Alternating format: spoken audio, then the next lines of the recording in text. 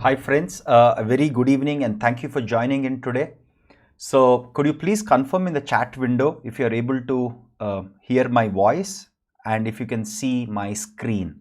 Again, I have the whole chat window open on my phone so that I can see it without having to occupy space on this screen. So could you please confirm in the YouTube chat window if the audio is clear and audible? Let me also just check that. I think the audio should be, yeah, I've also set up the audio to be at, okay. So the audio and the live stream is good. Good. Thank you, folks. Thank you for the confirmation. So we'll get started in a couple of minutes. Let's wait for everyone to join in. Yeah. So I have some notes. I have some code. We'll walk through all of it and we'll dive into the discussion in just a few minutes. Let's wait for everyone to join in. We are a few minutes early. Again, just a small request. In case there is a power failure, because just like you, I'm also working from home. In case there is a power failure, by the time our generators kick in our apartment complex, it will take a few minutes. So I'll try to reconnect back to the same live session if possible. Worst case, we will spin a new live session on the same channel. Just wanted to make sure because it's a public live session for 2 hours. In case there is any technical hiccup, we will try to rejoin as soon as the power kicks in, or we'll try to spin a new cluster. Okay, cool. So somebody, okay, I'll try to answer a few questions because we are a few minutes early. Sagar has a question which is, can we use some of the ML projects that you do at Applied AI course as your final year projects? Yes, yes. So please don't copy paste the existing case studies that are in the course. You can, because as you progress through the course, we have our mentorship program wherein we help you solve 2 end-to-end real-world machine learning problems. So you can take those projects that you do under our mentorship and guidance and you can publish them as your undergraduate projects. But again, please talk to the professor or the instructor or the lecturer who is mentoring you for your undergraduate project and inform them clearly what you're doing, because that's very, very important. Being transparent to your college and your faculty is very, very important. So once you're clear with that, then we are perfectly all right from our front. Cool. So, okay, how many? Again, somebody has a question, Mridul. So I don't have the exact count of mechanical engineering students, but we have been publishing a few journeys of our students through the course, right? So we have a good chunk of mechanical, electrical, electronics and civil engineers, even people from science background. Of course, they should have studied mathematics and sciences in their 11th and 12th. So we have some people with MBA background who have successfully transitioned. I don't have the exact number at my fingertips, but it is a non-trivial number for sure, that I can assure, because we keep getting a lot of questions on programming front, because non-CS people do need to learn and become decent in programming also, right? So Arav says, come to the topic. Arav, please be patient. We are a little early.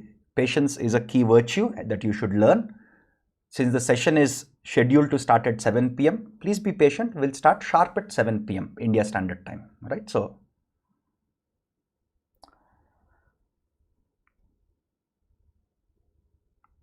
very good question from Mithun. Mithun has a question. I'll answer this and then I'll start the live session. How is the job market for machine learning and data science amid the COVID situation? I did a very detailed live session, an interactive live session just on this topic when the COVID lockdown started.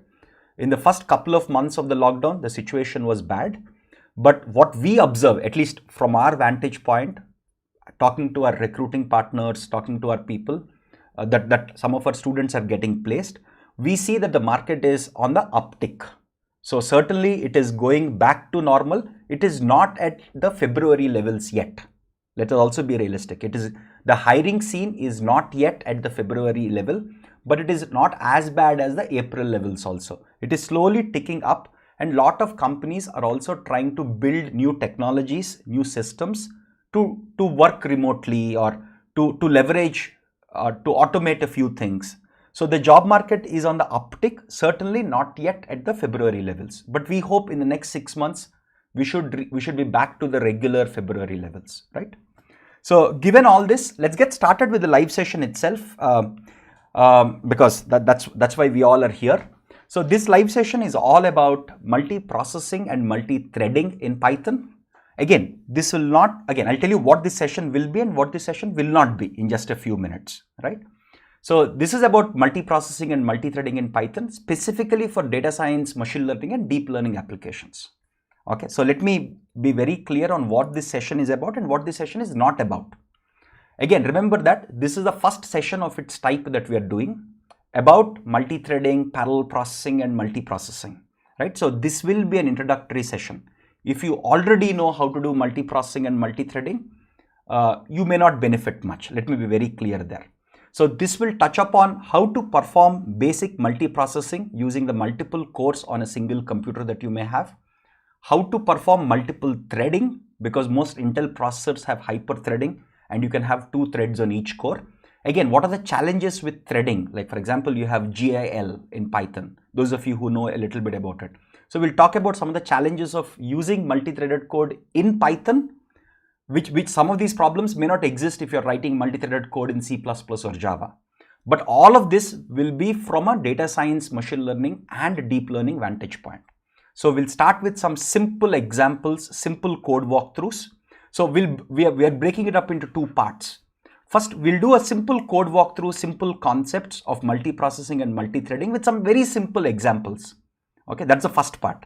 The second part is we will take up typical problems that you solve, like training a random forest model or training a GBDT model or training a multi-layer perceptron, and how some of those things can be parallelized using multiprocessing and multi-threading systems. So this is 2 parts, right? So I just wanted to make that clear. Again, what we will not cover in this session is we will not be able to go into the internals of how operating systems work. For example, there is a whole area in operating systems called inter-process communication, process management. There is a lot of stuff around semaphores, mutexes, all these concepts, right? We will not be able to go to that level, because if you want to explain all of the inter-process communication, multi-threading concepts in depth, let's say in a Linux operating system, that easily takes 20 to 30 hours of concepts and code walkthroughs. So those of you who want to learn from a more foundational computer science perspective, we have a course that we designed for undergraduate students as part of our GATE curriculum, where we cover all these concepts in a lot more detail. So if you want to learn that, this is one of the courses that you could consider, or pick up any standard textbooks for operating systems and read up about, they'll typically have a bunch of chapters on process management, inter-process communication. So those are the places to read. Again, we will not be touching on a lot of software engineering aspects, because remember that multiprocessing and multi-threading is something that is not just used by machine learning and data science folks. It's used extensively by software engineering folks also. So we will not be able to touch upon that, because that's a vast field onto itself. There are full books written on how to write multiprocessing or multicore code and multi-threaded code, thread safety, process safety, tons of concepts, right? So we will not be able to go into it. Remember that the whole session is a 90 to 120 minute session, right? So we have 3 parts to it. The first part is we'll do simple code walkthroughs explaining the concepts of multiprocessing and multi-threading. That's the first part. Second part, we'll see whatever we have learned. Again, we'll cover some interesting libraries like joblib also, a very popular library that's used extensively by machine learning libraries like scikit-learn, etc. Second part, we'll take up a bunch of tasks that you typically perform as a data scientist or a machine learning engineer, or even if you're training deep learning models, even in the productionization of some of these models, how multiprocessing and multi-threading can be used. The third part will be an open Q&A. Right? We'll open up the floor. We'll try to answer as many questions as possible. But let us be realistic. It's impossible, because it's a public session with tons of people attending. We will not be able to answer all the questions that we get in Q&A. So anything that we could not answer, feel free to email us at team@appliedAIcourse, and we'll try to answer as many questions as possible. Okay. So you can go to our website and you'll get all the details on how to communicate, or else leave a comment under this video. We'll try to answer as many as possible. So I just wanted to set the agenda for today so that you're clear on where we are headed. Again, we'll try to cover some of the introductory concepts in this session. If there is a need, if there is a request from our students to do more sessions in the future, we'll do them at a later point, right? So we have content for about 90 to 120 minutes. Okay.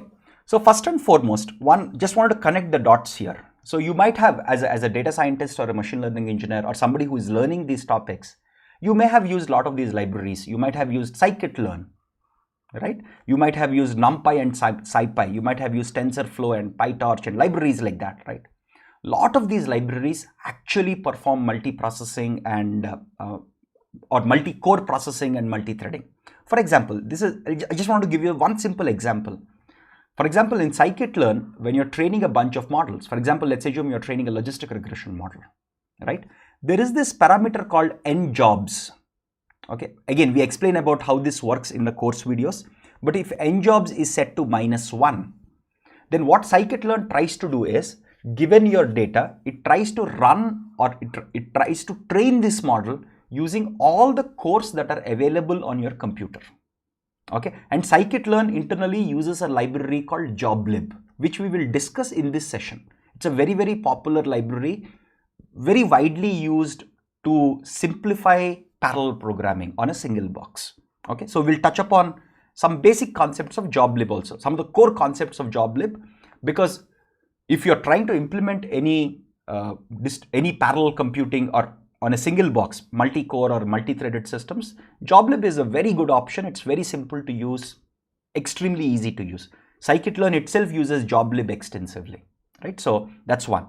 So if you're using NumPy or SciPy, right? So NumPy and SciPy, some of the operations, for example, imagine if you're doing some matrix multiplications. Okay, some of the key operations that are done in NumPy and SciPy are also executed using the multiple cores and multiple threads that are possible on your computer. So NumPy and SciPy internally use a library called BLAS, right? It's a very, very popular library for linear algebra. Okay, I think this stands for Basic Linear Algebra Subroutines or something like sub procedures, or I think it's called, I forgot the full form. I think it's Basic Linear Algebra Subroutines, I think, yeah. So these are highly optimized code that is written for most linear algebra operations. So NumPy and SciPy use BLAS extensively. Okay, BLAS internally uses a lot of multi-core code and multi-threaded code also. Similarly, if you see more modern systems like TensorFlow, without even you having to say anything, it uses multiple threads that are available on your computer. It also uses multiple cores. Imagine if you don't have a GPU box, TensorFlow inherently uses multiple threads and multiple cores, number one. It also can use one GPU. Again, GPU has multiple processors inside it. We discuss about the architecture of a GPU and why it is very popular for deep learning in the course videos, right? So TensorFlow is designed in such a way that it can do multi-threading, multi-core. It can leverage the multiple processors in a GPU. It can even do distributed computing to some extent, right? So most of the popular libraries that you use as a data scientist internally use some form of multi-threading or multiprocessing, right? So just wanted to give you that perspective that this is what is happening under the hood. So learning a few of these would be helpful. So let's take a very simple example, right? I wanted to take a very, very simple example and show how we can use multiprocessing and multi-threaded code. Okay, so first and foremost, again, mean is a very simple operation that we compute. Imagine you have some 100 million numbers, a huge, let's say you have a NumPy array of 100 million numbers and you want to compute the mean of all these numbers. Okay, again, I have some code for this. I'll walk you through it. Okay, how do you do it? There are multiple ways of doing it, right? You can use NumPy's internal mean function, which is highly optimized. There is numpy.mean, right? You can compute the mean of a NumPy vector or a NumPy array, right? You can do that. So that's one possibility. This is, again, NumPy mean itself implicitly uses a lot of BLAS code and optimized C++ code, right? But if you want to write your code on your own, okay, let's see how to write it. Again, very simple for loop. Oh, before we go into it, okay, this is the code that I have. I'll walk you through this code, and the notes that I have here will go back and forth. Wherever there is code here, we'll go back and forth, right? So cool. So again, if you want to understand how many, so I have a computer that I'm doing a live stream on, right? So I want to understand how many, imagine if I want to understand how many computers how many processors do I have, how many threads do I have on my computer? if you are using a Linux system, which is what most production boxes are, right? You can run this command called lscpu that tells you all the information about your CPU, how many threads are there, how many processors are there, and things like that. Since I'm using a Mac has an equivalent thing. Again, you can also Google search if you're using a Windows box, just Google search for what is lscpu equivalent in Windows. Okay, on Mac, you just say system profiler, this command. Again, I didn't know this command by heart, I just Googled for it. So what it says here is, okay, it tells me all the stuff about my computer. I have a 6-core i7 processor. It's an Intel processor and it has 6 cores, right? So that's one part. And if you notice here, it says hyperthreading technology is enabled. Hyperthreading technology is something that Intel came up with, I think in their Pentium 4 processors, if I'm not wrong. This was early 2000s. I don't remember the exact year. But what they said here was, they said, okay, I'll tell you what threading is. So in a nutshell, for every one core that you have, right, you can have 2 threads. Now you might say, what is the purpose of cores, threads, etc.? I'll come to that in a few minutes. Okay. So first let's see, okay, so this is the configuration of my current system. Okay, just wanted to tell you, okay, I have 16 GB of RAM, all of that stuff which is given here, right? Cool. Now if you want to find out what is the mean of 100 million observations that you have, some very simple problem I'm taking so that it's easy for us to focus on the multiprocessing and multithreading and less on the data science part in the first half of our session, right? In the second half, we'll focus on the machine learning and data science pieces. Okay, imagine, so this is 100 million, right? This is 100 million. My n is 100 million. I'm just creating I'm just using NumPy rand. Okay, I assume all of you know this. It's basically creating a vector basically. Okay, it's creating a one-dimensional ND array of size 100 million numbers. All of them are random numbers. Cool. Now, if you want to sum up all of them and return, okay, here I want to time everything. I want to see what happens, how much time each of this takes. Okay, again, I'll share this whole code and the notes at the end of this session. So I will share that. I'll put it in the description section of the video. So don't worry about taking notes. You'll get all of these notes that I have manually written or the code at the end of the session. Okay, so I'm importing time. Time is basically a library in Python, in an inbuilt library that helps us time things. Okay, here we have a function called mean. It's a very simple implementation. I intentionally implemented it using a for loop. But we can use NumPy. NumPy has a sum operation that is inbuilt, which is much faster. But if you were to write it, right?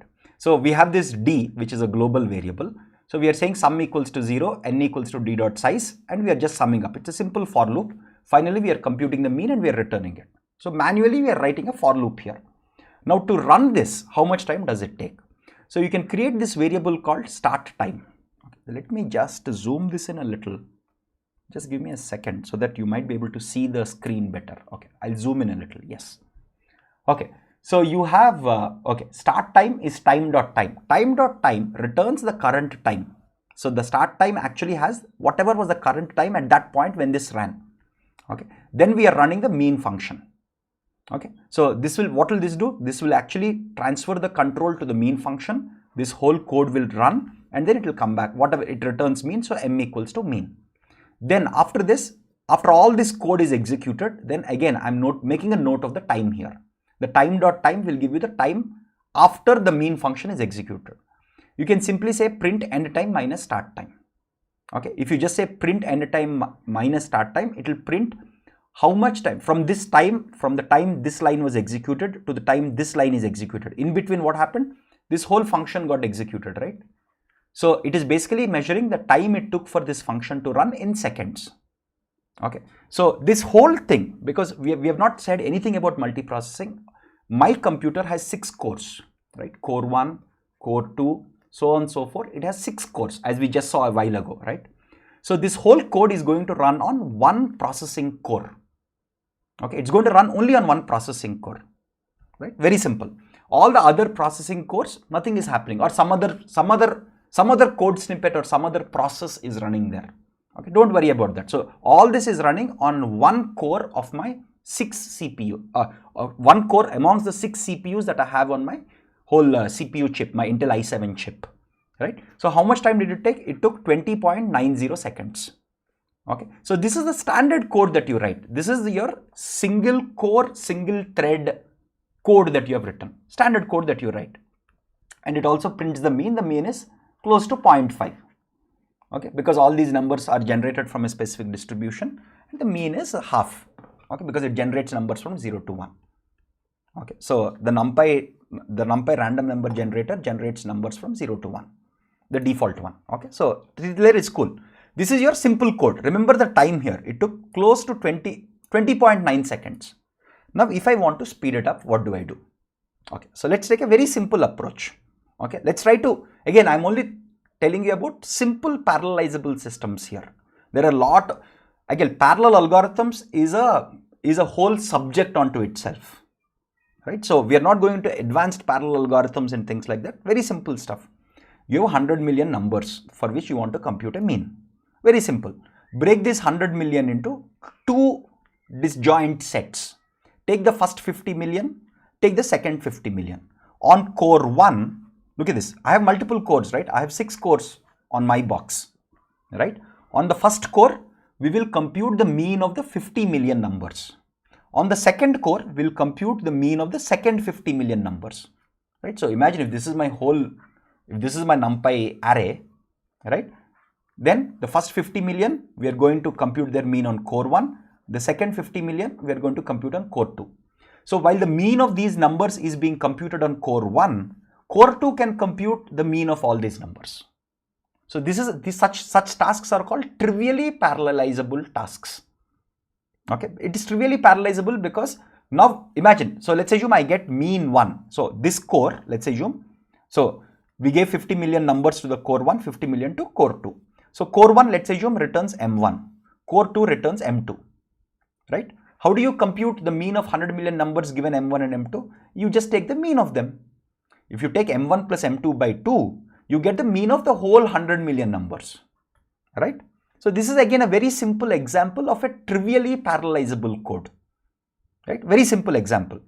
Now, parallel algorithms, designing parallel algorithms is I've seen and I've read at least some chapters of, there are books written on parallel algorithms. Okay, I have taken a course on parallel algorithms as a graduate student, right? So it's a full-fledged topic onto itself. So we will focus on simpler stuff, more commonsensical things. Okay, but we'll also touch upon how parallel algorithms can be used for machine learning tasks little later in this session itself. Okay, just be patient, we'll go there. Okay, so now this logic is right? We got the logic. Break the 50 million, compute the means and take the overall average. Very simple code. Now, how do you translate this whole thing into code? Now, let's see some simple code for this. If you want to do it in Python, let's say, okay, because it's the most popular language for data scientists and machine learning guys, right? So this is a very, very nice page that you should read. This is the official documentation. This is the official documentation for a library called Multiprocessing in Python. This tells you about, it's a fairly lengthy document. It tells you a lot of details with lots of very nice examples. So if you want to dive deep into how multiprocessing can be done, right, the best place is to read this. Nothing beats this. This is one of the best places. Okay, but it's also very exhaustive. This is written not for machine learning and data science folks. This is written for everybody. It's written even for software engineers, right? So it can be slightly daunting if you don't have the strong software engineering or computer science foundations. Okay, but let's see. I'll try to simplify this whole task for you. Okay, let's try to go for it. Okay, so there is this module or library called multiprocessing. So from multiprocessing, we are importing two things. One is called a process, the other is a queue. Okay, I'll tell you why we need a queue. Okay, I'll explain you what is the purpose of a queue here. But remember this, the core idea here, where is that stuff? Okay, the core idea here is, because we want to break this into two jobs, right? So we will create two processes.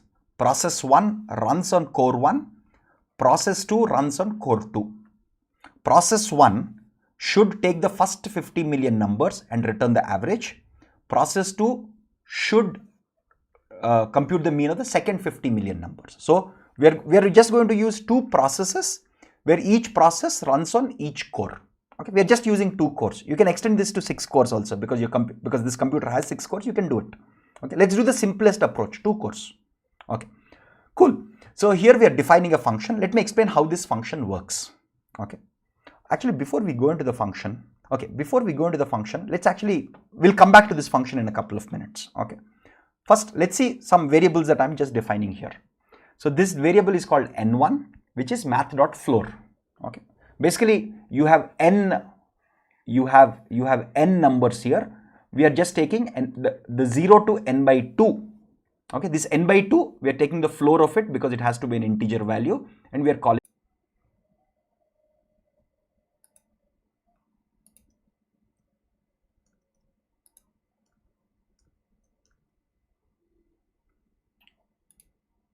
Hey folks, I'm trying to be back here. Let me just check it on my phone also.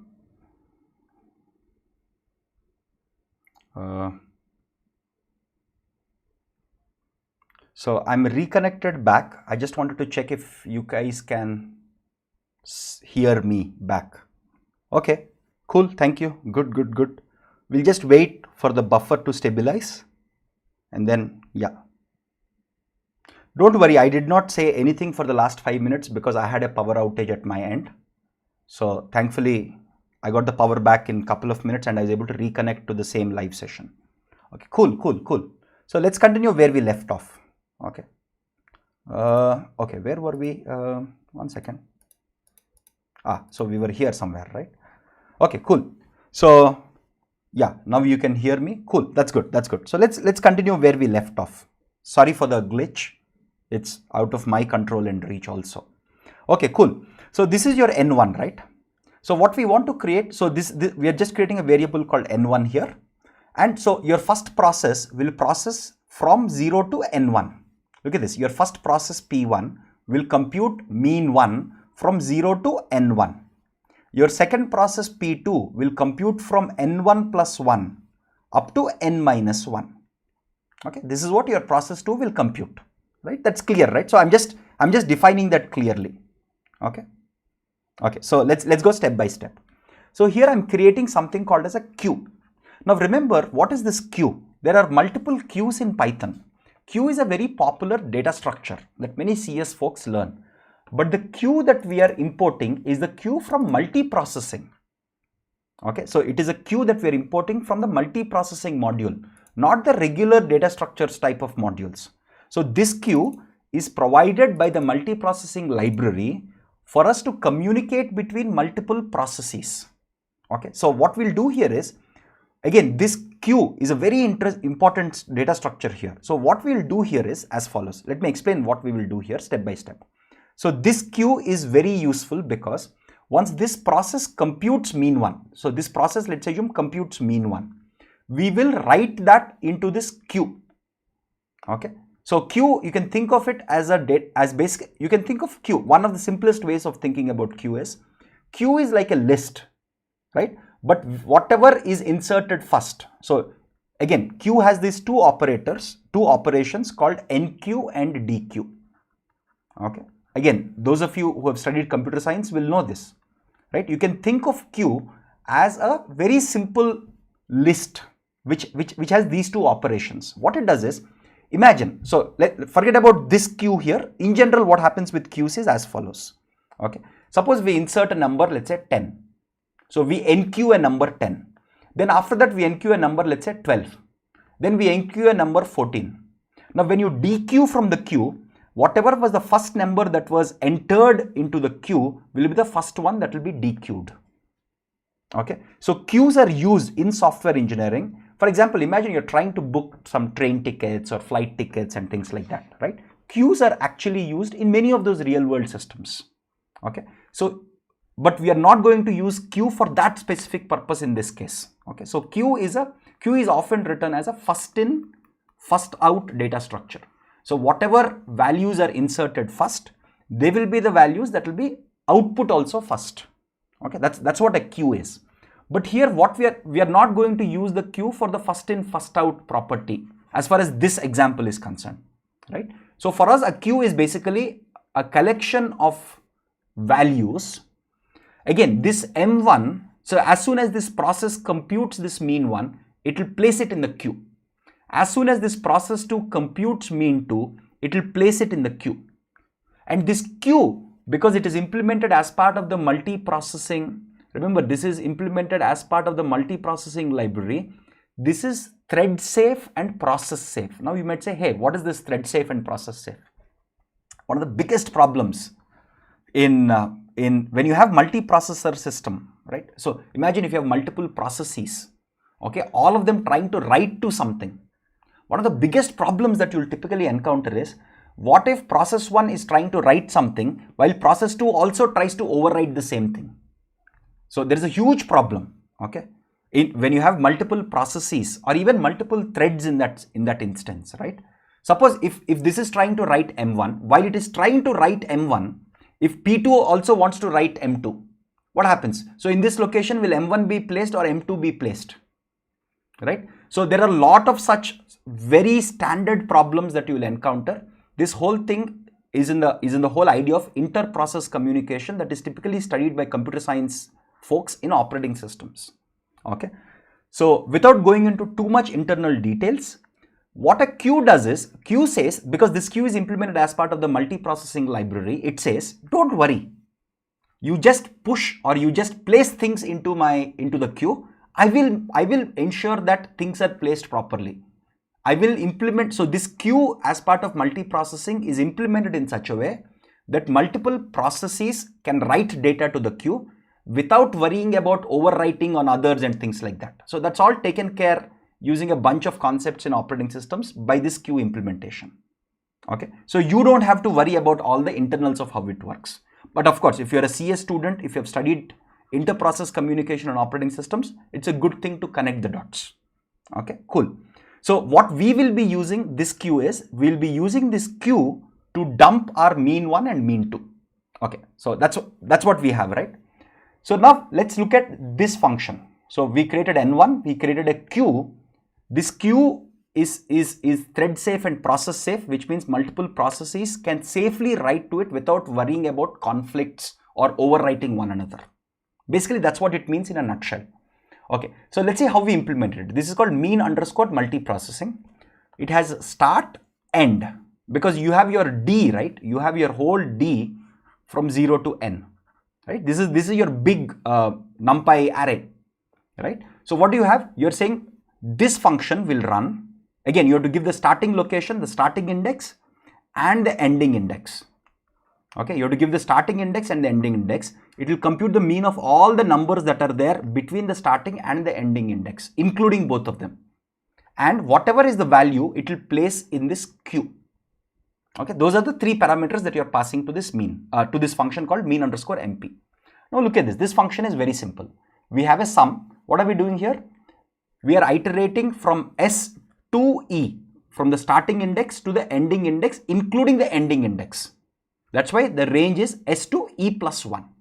We are summing everything that is there in this NumPy array D, we are summing it up. And finally, we are computing the mean and we are putting it. See, when you say q.put, this is equal to placing this mean value, whatever is computed, placing this mean value into the queue. And it returns. That's what this function does.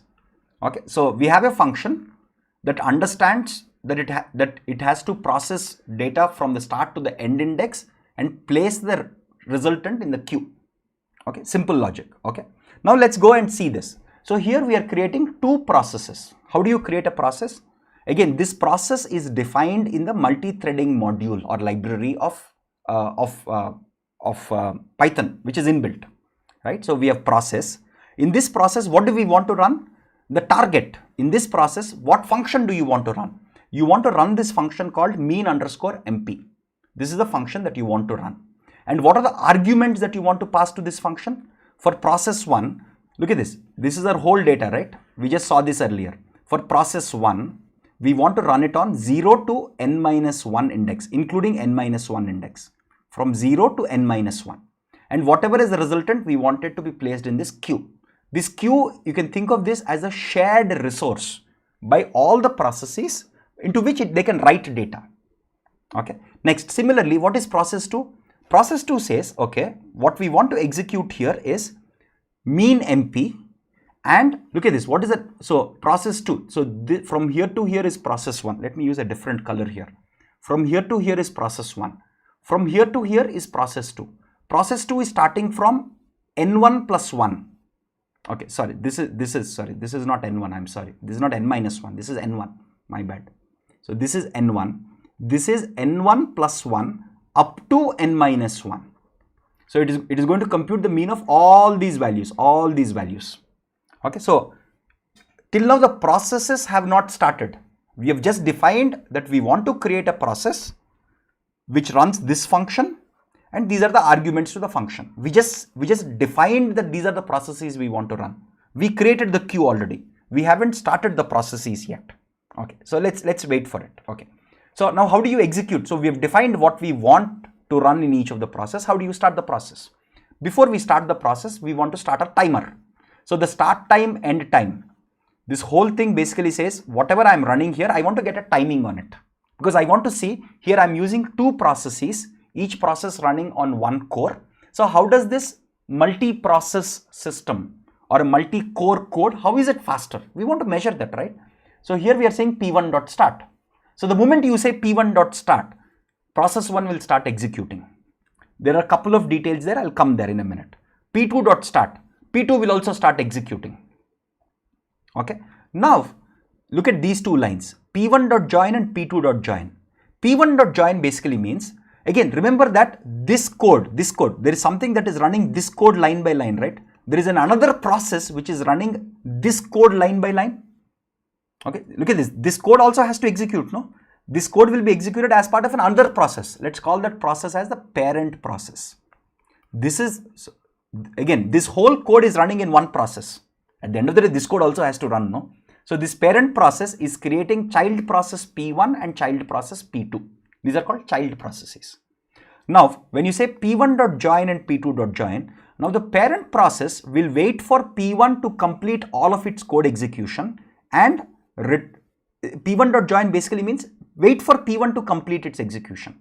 P2.join means wait for P2 also to complete and then start executing this whole code. That's what it means, right? So one more very important thing in multiprocessing with respect to Python. So one very important thing. So imagine we have a parent process here. Okay. So the parent process has some code, obviously, and it has some memory. So the parent process has this D in the memory. Remember what is there in the parent process? The parent process has the whole data set D, or that 100 million observations it has in D. So when the parent spawns or creates these 2 processes or child processes P1, P2, what it does is it copies the variables that are there in the parent, it copies them into the child processes. So it copies D into this process, it also copies this into this child process. So each child process has its own memory, right? This child process is executing that function, this child process is also executing this function. They both have different memory, they both have distinct memory. So what is being executed in P1, P2 doesn't know. The only way they can communicate is through this queue. Because P1 can write to this queue, P2 also can write to this queue, and they can read from the queues also, right? Because they're running a function which has access to the queues. Okay, this is very important. That's why one very important aspect here is, let me show you the code. If you notice this code, in this code, we did not say, see, we are using DI in this code. Both these processes are running this function, right? Both these processes are running this function. They're easily accessing DI. Both of them are accessing DI. How are they able to access DI?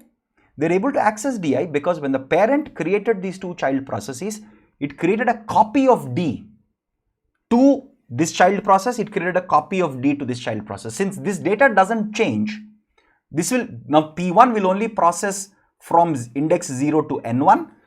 In D, this will process from N1 plus 1 up to N minus 1, right?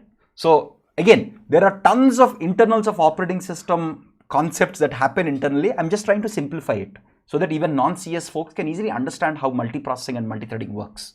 Okay, number 1. So one other thing that is important here is when the parent, look at this, when the parent spawns this process, okay, you have multiple cores, right? So let's draw the cores here. Okay, so we have core 1, we have core 2, so on and so forth. We have 6 cores on this computer at least. Okay, depending on your computer, you'll have different number of cores.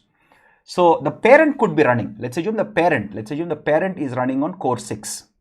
The moment you spawn a new process, the operating system will take up this process and it will try to run it in one of the cores. Okay, and when the look at this whole thing is facilitated by the operating system. So the operating system copies the contents of the memory and the code that it needs, right? Everything that is there, it will copy and it will schedule. So this is called as process scheduling algorithms. So there is a whole area called process scheduling, right, which is a very big topic in operating systems. So what process scheduling, and there are tons of algorithms behind it. What it does is, it takes this process, schedules it on one of the cores. Similarly, the operating system takes this process, or in general, it creates this process. It creates the memory, it copies the code, and it schedules this on another core. So because the operating system, remember, the operating system has to do all of this task, there is an overhead associated with it. What is overhead? There is additional time that is taken up. Look at this. The parent says, hey, I want to create this process. How does it create this process? The operating system has to take care of all this. Operating system has to copy these values and schedule this whole thing on one core. The operating system also has additional overhead because it has to also process this.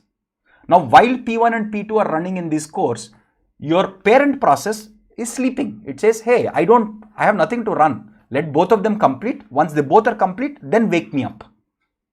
So even that is done by the operating system. So all this whole complex orchestration of which process should go to which core, what happens after the process completes, how to create this new process, all these are done by your operating system, right? So that's the most important aspect here. So there is a lot of overhead.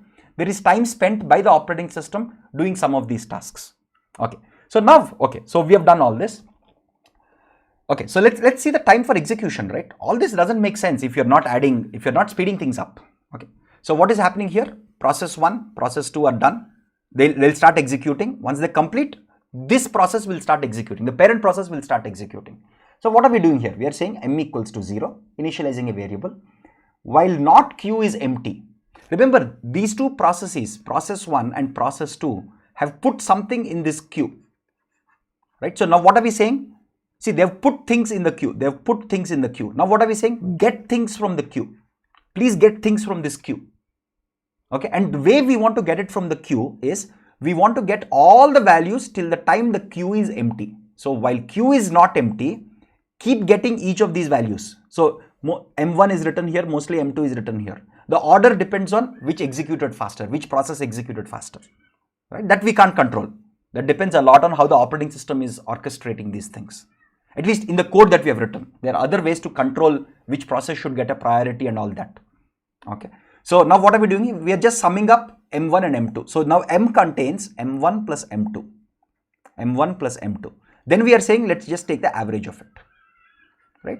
We saw, right, in the notes, we have seen that the logic is very simple.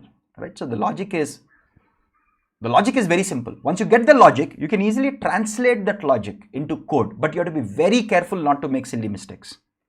If you, again, this code, you have to, again, writing multi-core or multi-thread code is non-trivial. There are so many ways things can go wrong. And finally, you printed the end time. Now look at this. This is the most interesting part. This took 20.90 seconds. Okay. How much time did this take? This took 11.01 seconds. Let me write those numbers.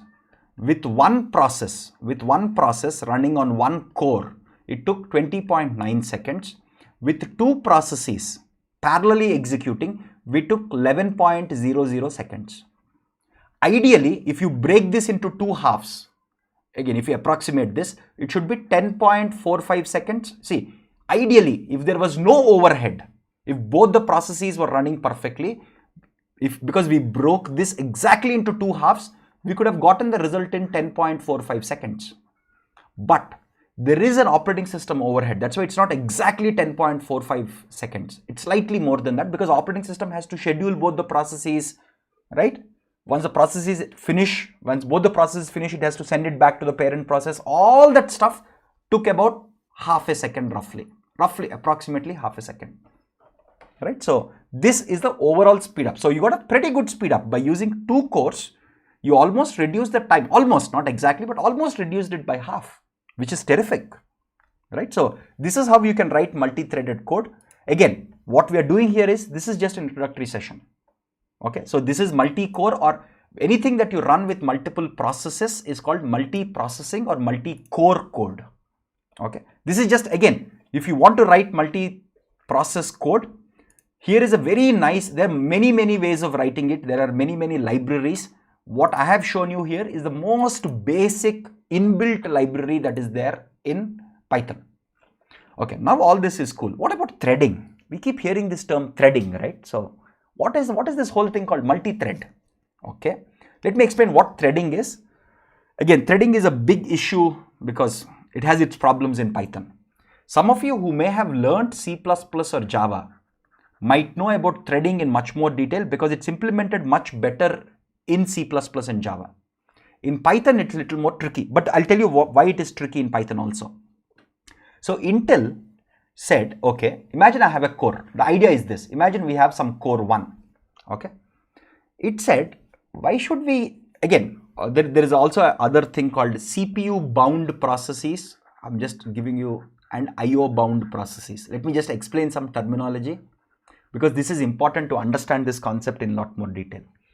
So what is a CPU bound job? So suppose you have a CPU bound job and an IO bound job. So what it means is this. Okay, so let's assume this is a core that we have. Let's assume this is core 1. Okay, this will help you understand. Imagine on this core 1 we are running some code. Okay, this code, again, what is a core? A core is basically a CPU, a part of the CPU. Okay, it's basically a part of the CPU. Your RAM is outside that, your disk is outside that, your other IO devices like your keyboard, mouse, camera, all of them are outside that. Right? A core is part of the CPU. So some code can be CPU bound. Now what is CPU bound? CPU bound basically means whatever code you have requires CPU time a lot. Okay, suppose you have code that is doing pure numerical computation. You have code that is doing pure numerical computation. Numerical computation is all done in these cores. Right? So those jobs are more CPU bound. There are IO bound jobs also, which is, imagine your disk is also an input-output device. IO basically means input-output. Okay. Imagine to run suppose I want to do some numerical operation. To do that, imagine I have to read data from disk to RAM and then read data from RAM to the processor or to this core and then execute. Now for me to get the data from disk, which is an IO device, to RAM and get the data from RAM to actually start running my code might take some time. So those jobs which are going to spend more time with the IO devices like disk are called IO bound processes, right? So even numerical tasks could sometimes be IO bound in data science because you might have to read data. If you have large amounts of data, you might have to read a lot of data from disk, thereby making them IO bound.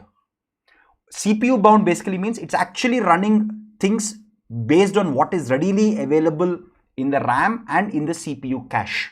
Again, in our course videos, we explain the basic architecture of a computer, what is CPU, what is RAM, again, cache is basically, again, registers. There are multiple levels of RAM, there are multiple levels of memory. There is a cache storage somewhere here, which is fast. Again, data goes from RAM to cache, cache to registers, registers to your computer. So without going too deep, this is what an IO bound process is and what a CPU bound process is, right? So imagine you have two. So the whole idea that Intel came up with the concept of multi-threading is, they said, imagine if you have two jobs that you're running. Okay, let's assume this job, after it runs a few instructions, it wants to go fetch some data from the disk. Okay, while it is fetching the data from the disk, okay, why can't I run some more code on the same processor as part of the same process? Look at this. I might have a single process. The core idea here is this. Suppose imagine I have a single process. Okay. The single process could have multiple execution paths. Okay. So execution paths are drawn like this, or they're also sometimes drawn like this, like a snake. This basically means this line followed by this line, this line. It could so happen that, okay, let me give an example. Suppose you have a system where you are this process is, let's say, getting executed in core 1. Okay, there is some memory associated with this process storing all the data. Now let's assume this process runs some operations. After it runs, let's assume at this point it wants to go and fetch some data from IO device like a disk. Let's assume it wants to fetch some data. While this is happening, imagine it is possible. Imagine a world where, imagine if it's possible to run some other sequence of operations. Because IO takes more time. CPU is a super fast device. It operates at gigahertz speed, right? Why are we wasting the time, right? So imagine if there is another few lines of code that we can execute. And if these few lines of code, again, these few lines of code require this memory and they're executing on this core. So while this sequence of operations, let's assume it is going and fetching data from disk, what if we can run some more sequence of execution, some more lines of code, and these lines of code are part of the same process. They're part of the same process. It's using the same memory locations. Then why don't we just have 2 threads? Again, these are called 2 threads because in most textbooks and in most concepts, even in Intel's documentation, these are drawn as threads like this. Okay, so Intel said, why don't we do a concept called as hyperthreading in early 2000s with Pentium 4 processors. They said more and more computers are getting graphically intensive. So why don't we have 2 threads per core so that even if one thread is not using the CPU, other thread in the same process can use the CPU or can use the core. Okay, remember that you have one process per core at a time. Okay, so for example, you have 6 cores. At any instance of time, only one process can run here. Okay, let's say process 1 is running. Now process 1 is further broken down into multiple threads, right? And at any point of time, when one thread is waiting for IO, the other thread can execute in the core that this is assigned to. Let's assume this is core 1, right? So the whole concept of multi-threading is very popular. Again, if you have written code if you have learned C++, Java, this is extensively used in those programming languages. But remember, one very important diagram that you see when you Google search for multi-threading is this. Let me explain the diagram. So if you think of this whole thing as a process, the data that is available between, so these are multiple threads. I just showed you, right? This thread could be executing. When this thread goes for IO, this thread can start executing. And when this thread goes for IO, this thread can come back and start executing. But threads share the same data, whichever is accessible to the process. So threads are often referred to as lightweight processes because they're doing what processes do. But they're very fast to context switch. Now, what is context switching? Context switching basically means, imagine you have a core. Let's assume this is core 1, which is running process 1. Okay. So imagine, so let's look at the diagram that we saw just a while ago. Sorry. I'll just show you why context switching is important. Okay. So let's look at this. So I mentioned how the operating system plays a role here, right? From the parent, imagine if I'm creating completely different processes. What the operating system has to do is, operating system has to copy the contents of this memory, right? The code that it has, and start a completely new process and assign it to a new core. That whole time is called context switching time. The time from which we stopped this parent process and we started one of these processes is called context, because we are switching the context from the parent to one of the child, right? That whole overhead is enormous. On the other hand, when designers looked at threads, here, look at this. You're on the same core. Your core is not changing. You're on the same core. You don't have to change the memory because the same memory is being used by this thread and this thread. You just have to change which code snippet is executing. So multi-threading is significantly faster, but it is only helpful if you have some threads which are CPU bound and some threads that are IO bound or disk bound. Only then it is much more useful. And in the real world of software engineering, this happens a lot. Okay, so that's the theoretical part about what multi-threading is. Now let's look at the code itself. Okay. So there are multiple ways of implementing multi-threaded code. Again, there are problems with multi-threaded code in Python. I'll just come to that in a few minutes. Okay. First, let's understand threading itself as a concept. So if you want to implement multi-threaded code, there are multiple libraries. Threading is an inbuilt library that is available as part of the Python documentation itself, right? So you can get started here. So if you go here, this is the documentation. Please read this. It's a very nice page giving detailed documentation. So here the way we want to do it is this. Again, I'm showing a different way of solving this problem now. Okay. So we have a list here of two means. Okay. The means are initialized to 0. Okay. Now look at this function. What does this function do? Okay, we'll come to that function in a couple of minutes. Let's go through the code first. Okay. We'll come back to the function when the function starts executing. Okay. So we have N1. We have seen this earlier. If you want to create two threads, the syntax is very similar to two processes. So you call this thread function and you say the target, which means the function that you want to run in this thread is this function. What are the arguments you are passing? We change the arguments here. Look at this. The arguments that we are going to pass here is, this is the starting index, this is the ending index. I could have used the queue also, but I want to show you a different way of doing it. Okay. I am passing another argument called as a thread number. The first thread that we pass, the first thread we create, I am giving it a thread number of 0. The second thread we are creating, I am giving it a thread number of 1. Okay, so third position, the third parameter here is a thread number. Okay, otherwise it's all the same. This is the starting index, ending index, but I'm giving a unique thread index number or a thread number. Okay, now why did I do that? I'll tell you that in a couple of minutes. Okay, let's look at the code for this, then you'll understand it better. Okay, so what is it doing? It's computing the sum from starting index to ending index. It's computing the mean, simple code. Then remember, look at this, when this process runs in two threads, right? Look at this. When this process, this is the whole process. Let's say this is the whole process that is running. There are two threads that will run. Okay, there are two threads that will run. When this thread, remember that in a process, whatever is the memory of the process, this is shared by both these threads. This is shared by both the threads. So remember that means now, remember means is part of this process that is spawning these two threads.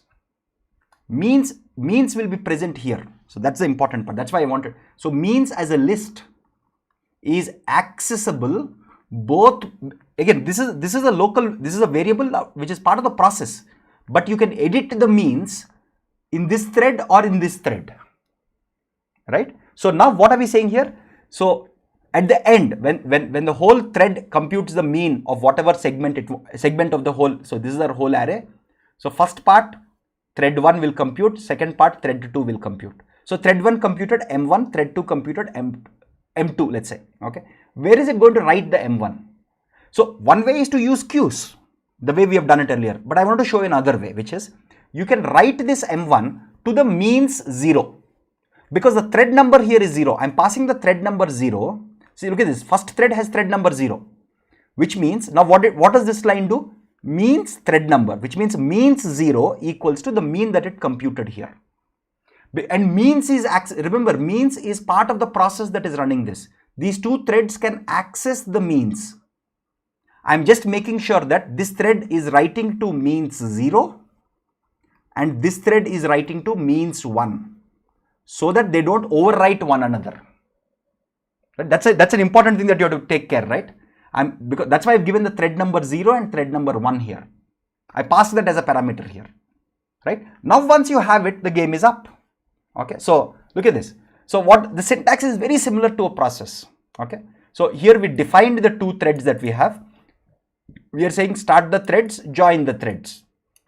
Join basically means wait for these threads to finish. Now once the threads finish, what happens?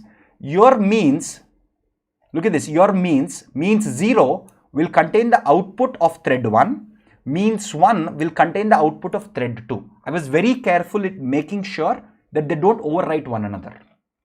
Okay, then finally what is your final mean? It is the average of both these means 0 and means 1, and that's it. Now how much time did this take?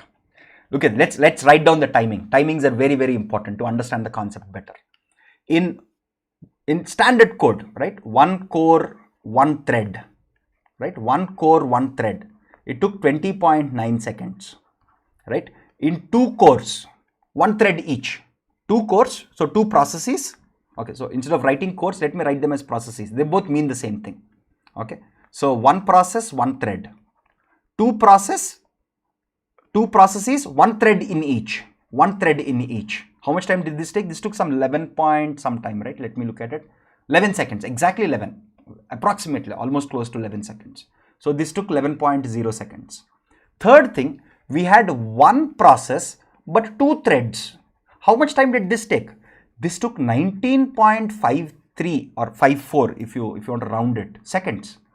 Now one very important observation here is this number is very close to this number. So the two threads did not help us much. And why? That's where the CPU bound concept helps you. If you note the code of this, what is happening? Look at this. Your D is already in the memory. Your D is already in the memory. You don't require to do anything. You don't have to get anything from IO devices or disk. You don't have to fetch any data. So both these threads, if you look at the code of these threads, both these threads were CPU bound. Look at this. What are they doing? Already D is available in memory. They just have to run this on the CPU. Because both of them were CPU bound, the advantage that we got because of two threads is very low. That's one problem. There is one more major problem with Python multithreading called GIT. Okay, I'll explain that. That's another problem which slows down lot of, again, this is a major issue with Python. Okay, again, remember that Python was designed before multithreading concepts came into widespread usage.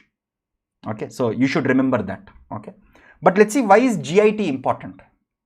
Okay, where are we? Sorry. Okay, so okay, I'll talk about GIT, then I'll also come back to this. Again, this slide basically says that whenever you're writing multiprocessing or multithreading code, please be very, very careful with your coding. If you, again, the biggest problem that happens is one process or one thread writes to the same thing that the other process writes and it overwrites and you get a jumbled up mess. You have to be very careful to avoid writing and reading stuff. That's one of the biggest problems in multiprocessing or multithreading. So be very careful with the code there. Okay, so did I say GIT? Okay, it's GIL, I'm sorry. Sorry. So did I say GIT earlier? Maybe I said GIT. Okay. Let me see, what did I say earlier? Oh, so it's not GIT, sorry, it's GIL. I'm sorry. I'm thinking something else in my head. Okay. So one of the problems that is there in Python is called global interpreter lock. Okay. I'll explain what this is. This is one of the problems. Along with, again, in our case, if you look at the code, right? If you look at this code, there are two things, if you look at this code, there are two things that made this whole problem. There are two things that contributed to this. One, both these processes were CPU bound, right? Both these processes were CPU bound, thereby not giving huge advantage. So this is GIL, I'm sorry. Second, there is this problem called GIL with multi-threaded Python code. Okay. So let's see what is GIL and understand its ramifications. Again, my personal opinion is that this is one of the worst parts of Python for multi-threaded code. There are workarounds for GIL to some extent, but if you see multi-threading in Java or even C++ code, it's much more elegant. Okay, so GIL messes up things a lot. Okay. So I said GIT because anyway, so I got confused with just-in-time compiling, etc. in other languages. Anyway, so GIL. Okay, let's see what it means. Suppose you have one thread of code that is executing, other thread of code that's executing. Okay. So imagine these two threads. Okay. So let me not draw it here. That will confuse things. So there is, let's assume, thread 1 and thread 2. Okay. Now let's assume these threads are, because remember, these threads are part of the same process, which means they share the same, they share the same memory location in which there is both variables and code. And they both use the same Python interpreter to execute. Look at this. They're using the same Python. At the end of the day, Python is an interpreted language, right? So thread 1 has to use the Python interpreter. Thread 2 also has to use the Python interpreter to execute line by line. So global interpreter lock basically says that if one thread is using the Python interpreter to execute, let's assume this is using, at the end of the day, both these threads have to use the same Python interpreter to execute this code, let's say. Okay. T1, T2 could be executing slightly different code also. But when T1 uses the Python interpreter to execute some code, T2 now can't use the Python interpreter because they both are part of the same process. They have the single Python interpreter that they have to share between them, right? So what does this mean? This means when T1 is executing some code using this Python interpreter, right? T2 can't execute any code. T1 has to relinquish or give up control over the Python interpreter before T2 can get control over the Python interpreter and use it. And that will happen when T1 is waiting for some disk read or some IO. So if T1 is waiting for some disk or IO, it will give up control over the Python interpreter and say, hey, I'm waiting for some disk. So if there is another thread, go ahead, take it. But this whole thing, again, this is called as a global interpreter lock. Okay, because this thread, when it is using the interpreter, it is locking. So there is a whole idea called locking mechanisms in operating system. It is locking control on the Python interpreter such that others can't access them. Only when it relinquishes the lock or gives up the lock and says, hey, I don't need it, other threads can use it. This is one of the biggest problems with Python multi-threaded code. Okay. The reason Python does this, they have their own justifications for it. Okay. The creators of Python are not idiots. They're some of the finest computer scientists in the world. Python's memory management, the way Python manages all of the memory, it is not thread safe. It is not implemented using thread safety, which means if different threads write to this, everything can get messed up. All the memory can get jumbled up like crazy. Again, there are a lot of internals of how why GAL was designed. You can Google up for it. If you know internals of operating systems, you'll be able to appreciate this in much more detail. But from a user standpoint, if I am a user of Python, this is one of the worst parts of Python multi-threading. So while it is useful in some instances, it's not always as useful as, let's say, Java's multi-threaded code or C++ multi-threaded code. That's one of the problems, but we have to live with it. Okay. Now, this is all one part of the game. The second part here is, okay. Now, imagine you were to write code, actually you were to implement something using multiprocessing or multi-threading. How do you write it? One way is to use the process function, right? Or the thread function that we learned, and use something like queue to communicate between them. There are other tools also to do multi-process communication, multi-thread communication. There are tons of other concepts also. This is one way of doing it. There is another way of doing it.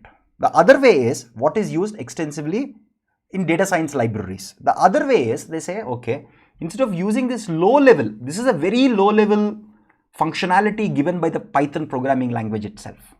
So there is another library called joblib, which is extensively used by toolkits like scikit-learn for parallelizing their code.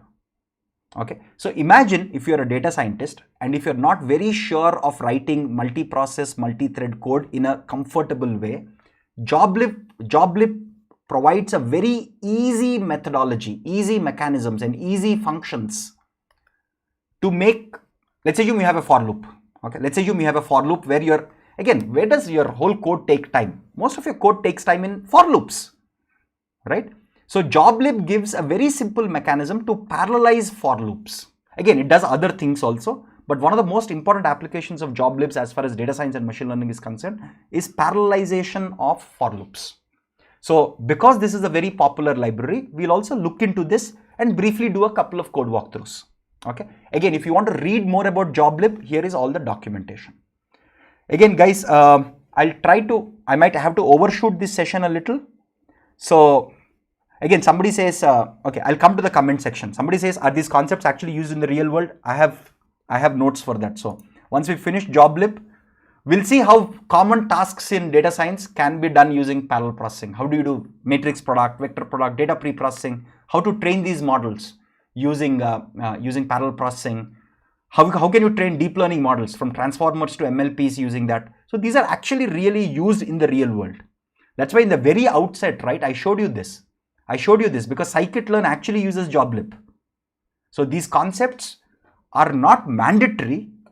Again, if you say, hey, I've never used it, it's okay. But learning them will help you build better machine learning systems and work much more closely with software engineers. Okay. Again, while I knew the theory of this, I never used them till the time I went into the industry and started building actual machine learning systems in practice. And we have used tons of multiprocessing and tons of this stuff, okay, in production environments. Okay, cool. So now let's see. Suppose, what does joblib provide? Joblib provides two things. It provides a very simple parallel computing system, especially to parallelize for loops in Python. This is one of the most powerful things that it does. The second thing it does is called disk caching of function outputs. I'll show you an example for this, okay, because it sounds too technical. Okay, I'll show you an example so that you understand this. First, I'll show you an example for this. Then I'll show an example for this. Again, all these examples have been taken from the joblib's documentation itself, so that you can go back to the documentation and read further, right? Again, it's widely used, especially in libraries like scikit. Okay. So before we go there, let's do the code walkthrough. So joblib does something called caching of function output values. It's a very useful trick actually that it facilitates. Okay, let's see. Again, this is a code snippet from joblib's documentation. Okay, this is the link for it. So from joblib, you import something called memory. Okay, joblib is a module which provides you memory also. So now you say, I want to create a directory where I want to cache some data. Caching basically means I want to store some data temporarily. Okay, so I want to store it on the disk. In case I don't have space, I'll try to store it in memory, or else I'll store it in disk also. So here I'm saying my directory in which I want to cache is the current directory. This is the Linux syntax, right? One of the jobs of joblib is caching of function output values on disk. So I just wanted to explain what that means. So here we are creating this variable called memory, and we are saying, we are using this memory here, and we are saying this is the directory and I want to create some memory location. Now why this is useful is as follows. Okay, suppose imagine we are using NumPy, we created some variable called a. Again, if you want to see the documentation of this, you can just Google search for it, you'll get the documentation for these functions in NumPy. So we created a variable called a. Okay, very simple. Then look at this. What are we doing here? So we are saying, this is the most important thing. So what we are saying here is the NumPy. So we want to look at this. The square, this function square is, we want to take the numpy.square function and we want to use it as part of our memory cache. Okay, why is all this useful? Just bear with me for 2 minutes, you will understand this. Okay, so we created a variable called a, and we said this function, whenever we use this function, we want to cache it. Okay, so the np.square, which is the NumPy's inbuilt function square, we are converting them into this memory cache and calling this function as square. Now here I compute b equals to square a. Okay, the moment you do this, what happens? This function square, np.square, is executed on this matrix A. It is computed on that. Now after being computed, this value is cached, which means, what does it mean? It means, see, A is given to this function, A is given to this cached function np.square, right? So A input is given to this function, right? It generates, let's say, some output, some output. Now what joblib does is, it stores in the disk that whenever A is given, whenever this input is given and this function is called, this is the output. It stores the input-output mapping internally. It stores this internally in a dictionary like data structure. Now why is this useful? Now imagine after a while, I again call the same function. Let's assume after a while, I again call the function square A. I again call the function after a while, let's say. Then what it does, what joblib does is, joblib says, hey, did we compute this square function on A already, and do we have that data stored somewhere in the memory or disk? If you have it, don't re-execute it. Let's fetch this directly from here. Okay, so what it's doing is, it is caching the function output values. So given this input, this is the output. That's what it's storing on disk and memory. And by doing that, if you have to re-execute the same function, on the same variable, it will not compute it, thereby saving us time. Okay, so the first time you execute it, it will execute and it will store the results. The second time you execute it, it will not trigger the evaluation, it will not execute it. This is one of the things that joblib does. Sometimes useful in data science machine learning, but a more important part of joblib is this part. Simple parallel programming for loops. Let me explain this code snippet for you. This is actually very good. Let's do a simple code first. Okay, I'll just walk you through non-joblib code and then joblib code so that you'll understand what's happening. Okay, so I'm just going to use some inbuilt function instead of writing our own function. Again, this example has been taken from joblib documentation. So what do we have? We have a square root function here that we have imported. Okay, now here I'm creating my own function called f, where I'll give an input I, some input I'll give. Okay, so let's assume this function does some computation. Okay, this function does some lot of math computation, let's say, lot of computation. Here I could have written anything here. I've just written a twin for loop so that it takes enough time to execute. Okay, I'm just doing some products here. I'm just doing a complex, again here in the real world you could have any computation here, any computation that you have. After all that, I'm returning something from this function. Simple task. This takes time. This is a, look at this, for loop within a for loop, right? So it takes time. It takes time to execute. Suppose you have some computations that take time and then you finally return. You can write any function here, by the way. This is just a toy example so that you understand the concept. Now imagine we have n equals to 10 and you want to run this function. This function you want to run for I equals to 1 to 10. So this is the function that you want to run 10 times.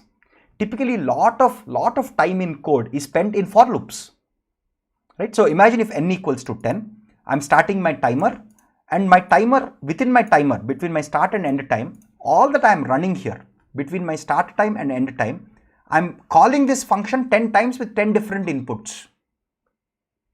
Look at this, I'm just calling this function 10 times with 10 different inputs.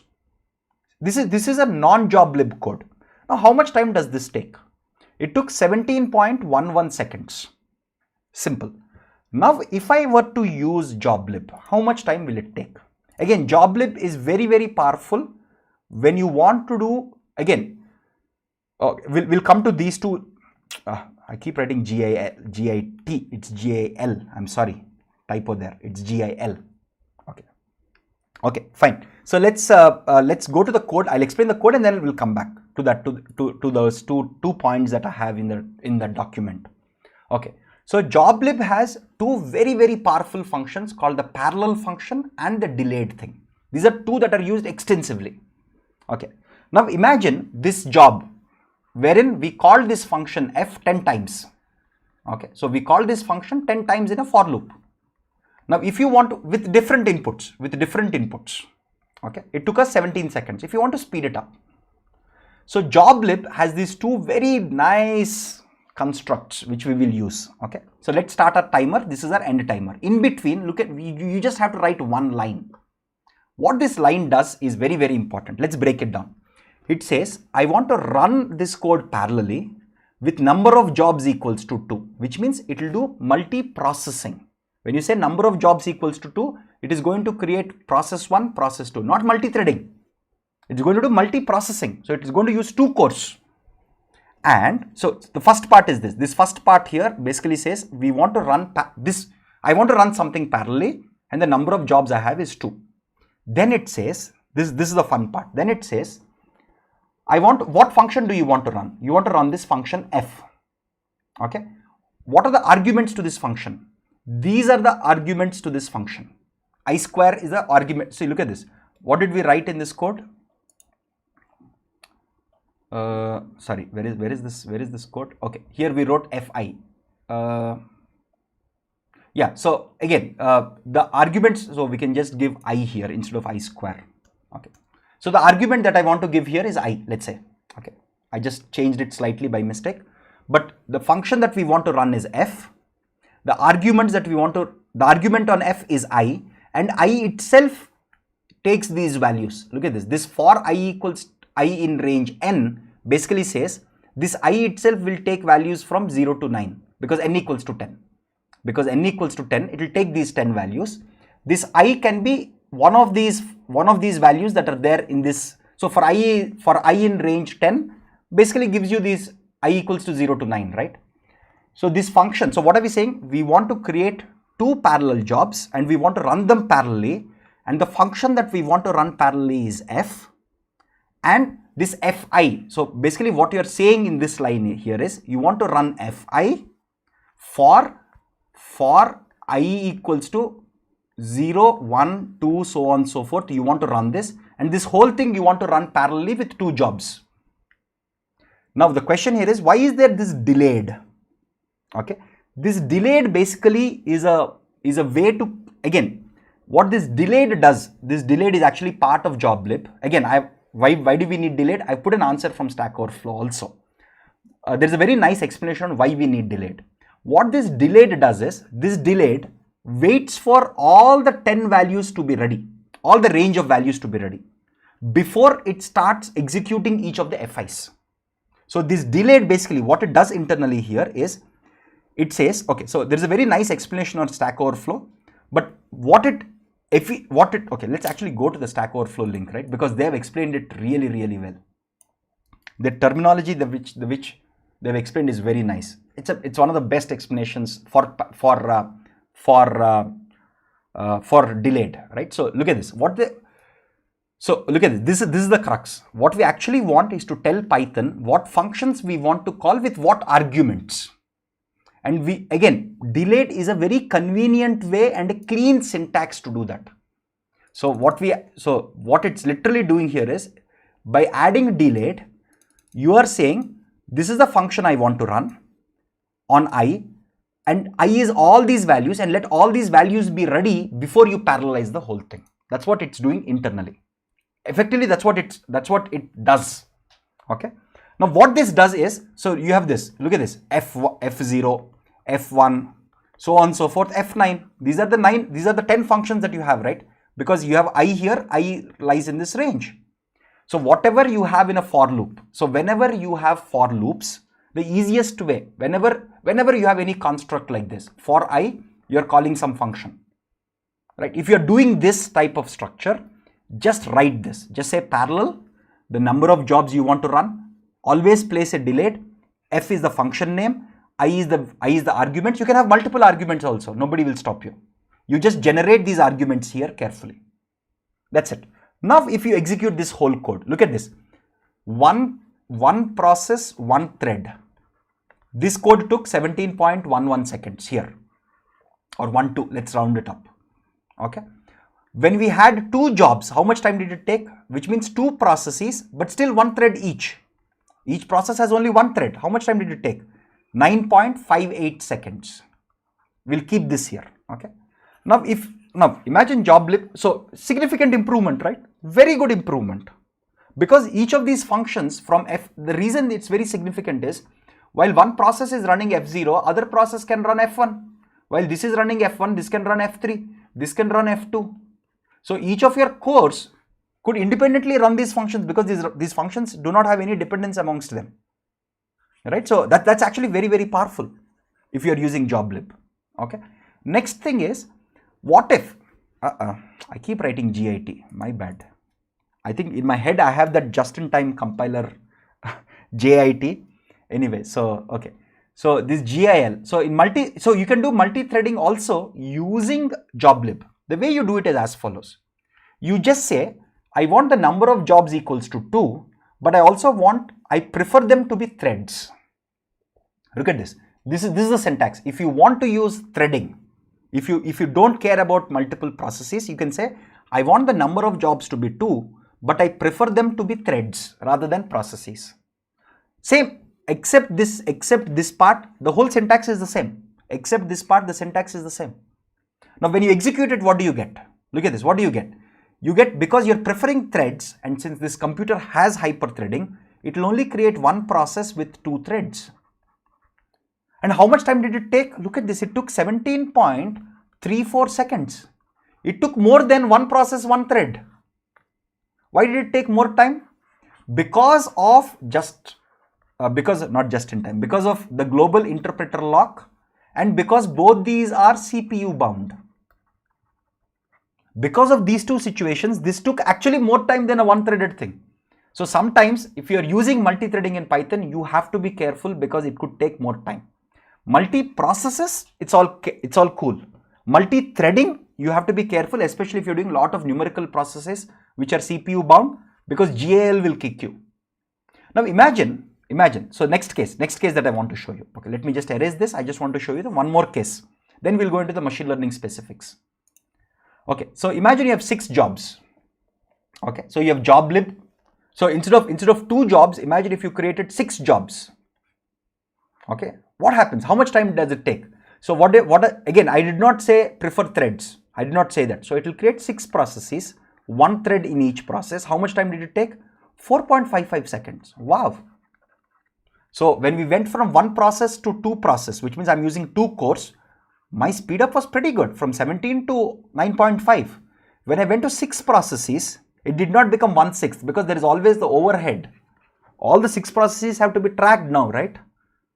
So instead of you having to create the process manually, the parallel creates these processes for you. Again, joblib is extensively used, especially in libraries like SciPy. It's used in SciPy and NumPy. It's also used a lot in scikit-learn. Okay. So with joblib, you can do only multiprocessing, or you can do multi-threading also, but GAL can slow you down. That's the key takeaway from here. Now the question in your mind should be, okay, all this is good. This is all computer science stuff. Why is this useful for data science? Okay, all this is cool. Okay, all this is cool. Now, why is this useful for data science? Okay, that's the important question here. Now we are at 8:23. So okay, we already spent 90 minutes now. Let's do one thing, guys. I think it's better to take some Q&A now, because I expected that I could finish this faster, but since it's a live session, I want to take some of your questions and answer them. What we'll do is we'll arrange one more public live session where we'll go ahead and understand. It could be a 1-hour session that we will conduct. I think it is better to, because I don't think we can finish all of them in a hurry in 25 minutes without Q&A. So what I'll do here is we'll conduct one more public live session, hopefully in the coming week, where we will discuss about how to take the lessons that we learned here, the basic lessons of multiprocessing and multithreading, and how they are useful for data science for various tasks. I'll just quickly tell this in a couple of minutes. It's useful in every matrix and vector product you can parallelize. NumPy and SciPy actually do that quite well. Most data pre-processing and feature engineering tasks can be parallelly processed. Okay. Most model training, not all of course. Again, for each model, for logistic regression, the way you parallelize is different. For decision trees, the way you parallelize is different. For random forest, it's different. For GBDT, is different. I want to discuss each of these in detail. Okay. How to parallelize each of these systems given the fundamentals that we know. Okay. The next thing is, if you have a deep learning model and you are not using a GPU, if you have a multi-layered perceptron, how can you use multiprocessing? How can you use, actually this is called a single box parallel processing, right? Because you're running things parallelly, whether it's threads or processes, you're running things parallelly. How to do parallel processing with MLPs, CNNs, or even transformers and things like that, right? So again, very, very important aspect is how do you use this parallelism for productionization? Whether you could use it in C, C++, Java, Python, whatever it is. Suppose you want to productionize logistic regression model. How do you leverage these multiple cores, multiple threads in a real world situation?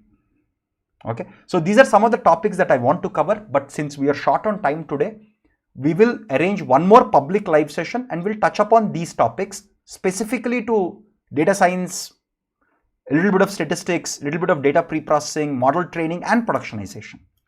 So given this, let's open up the table for Q&A. Okay, so I have all your questions here. Let's move again. We'll do one more session. I don't want to rush through it because I want to do it slightly to some more depth, so that again, if you don't have that in-depth understanding, I don't want anything to be shallow. So we'll do one more session. Okay, cool. Yes, very good question. Why GAL is not there in multiprocessing? Very good question. So what happens in multiprocessing is this: you're creating a whole new process. This process runs on its own core, right? Which it has its own memory. It copied the memory from the parent process. It copied the memory and the code and everything it wants from the parent process. It has its own additional memory. It is running on its own core. It can use its own interpreter, right? It will use its, again, to execute this code, it will use its own interpreter, right? So in multiprocessing, GAL is not a big headache. It's a big headache mostly in multi-threading. Okay, so that was one of the good questions. When we do multiprocessing, data is copied twice. Wouldn't it create a huge space overhead? Oh, very good question, Milan. Milan has a good question. Milan's question here is, when you're doing multiprocessing, okay, this is your parent process. It's a good question. Okay, so let's assume you have your data here and you created two child processes. Let's call them process 1 and process 2. Okay, he says that this D is copied in the memory of this, D is copied. Isn't that an overhead? Yes, it's an overhead. For sure. For sure, it's an overhead. There are workarounds to that. Again, the code that I've shown you is a very basic code, just to tell you the basics. A better method is you can create data. Again, the multiprocessing has methods like your queue. Look at this, your queue which is there, right? We created the queue, right? This queue is accessible by the parent process. It's accessible by the child processes also. This queue is not stored once in the parent process, once in the child process. It's stored and it is basically a memory. It's part of the memory which is accessible by these two processes and the parent process. And this is thread safe and multiprocessing safe. So instead of storing your data in D, you could store it in other data structures. Like there are vectors and arrays that multiprocessing library provides. In such a case, the best idea here. So one second. So if you want to do that, a better solution here is don't store this in D. Don't store it. One second. Where is my? Okay, here it is. Okay. So a better solution there would be. Let me get a green color. Just create this D using the multiprocessing constructs like queue, vector, array. There are a bunch of them. You can just Google search for them. Or you can look at the multiprocessing library. They have a bunch of data structures. Store this as one of those data structures so that it can be accessed both by process 1 and process 2 without you having, again, when this is done, you don't have to copy all the mess. You don't have to, because if this is here, it will get copied. The shared thing will not get copied. Again, there are many ways. There are many complex constructs of doing multiprocessing on a computer with shared memory. Again, when you have shared memory, other problems exist. How do you access the shared memory now? Right? And again, if you use the multiprocessing inbuilt functionality, it is thread safe and process safe, which means it will internally take care of all of those headaches without you having to worry about it. Right? So you can do that. That's also done in practice, by the way. Yes, somebody has this question, Shubham. We will upload the notes and the IPython notebook so that you can play around with it. As soon as this live session is over, in the description section of the video, we will upload it in about 10-15 minutes. Okay.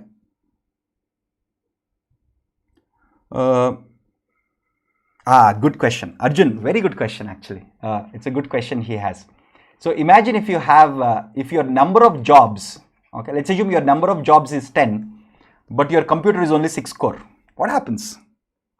Two things can happen based on the implementation. Okay. So one implementation here is, it depends on the implementation. Okay.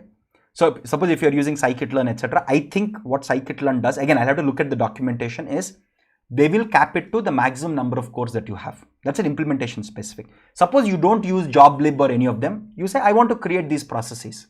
So you create process 1, process 2, process 3. Let's assume you create 100 processes. Okay. You only have 6 cores. So what happens then? Then that's where your operating system will kick in, right? Operating system is managing the whole system. Operating system controls your cores. So first, operating system will try to schedule some of these processes. There are a bunch of process scheduling algorithms in operating systems. It's a very good question. So let's look at one simple way OS can schedule. Let's say the first process is process 1. So it will schedule this in one of the cores. Process 2 up to process 6, it will schedule. Once these processes are done or they don't require the CPU, it will process other. It will keep swapping the processes in and out, trying to optimize the execution of all the processes. Right? It is an operating system that kicks in and takes care. Again, in a real system, there are thousands of processes. Okay, I can just show you that on my. So if you look at my Mac now, if I go to my activity monitor, where is my activity monitor? Okay, it's here. What's happening to this? Is it sleeping? Okay, so if you go to my activity monitor, these are all the processes that are running. Look at this. There are 501 processes. If you look here carefully, there are close to 500, 450 processes that are running right now on my computer with 1700 threads. All of them are being orchestrated right? And my computer is almost 95% idle. So all these are being orchestrated very carefully by my operating system. That's why operating systems are powerful, no? I mean, that's why it's one of the most important pieces of software in the world, right? But it's a good question that you asked. Okay, cool. Okay, let's look at some more questions. I'll try to answer as many as I can.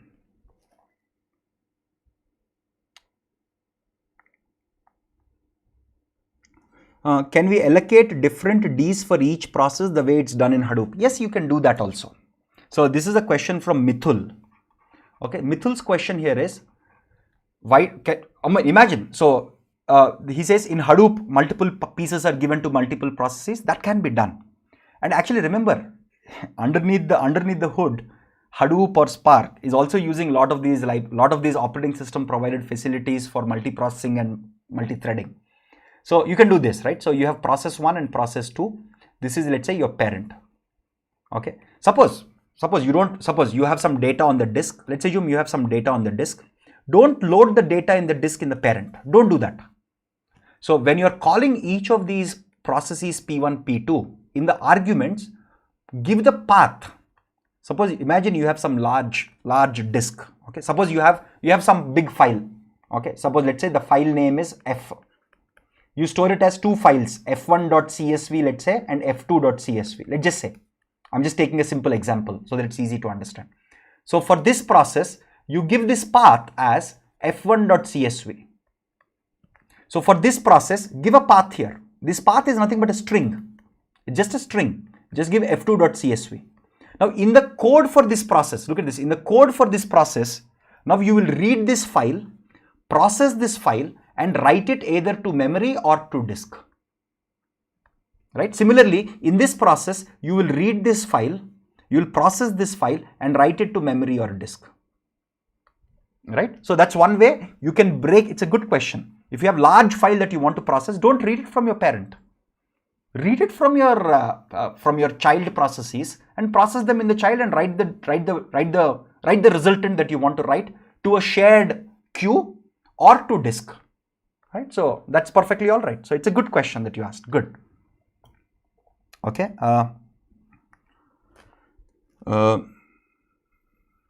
Is name equals to main compulsory while using multiprocessing library? It's not mandatory. For example, again, if you're writing production software, it's good. But here, for example, look at this, right? I did not use main anywhere.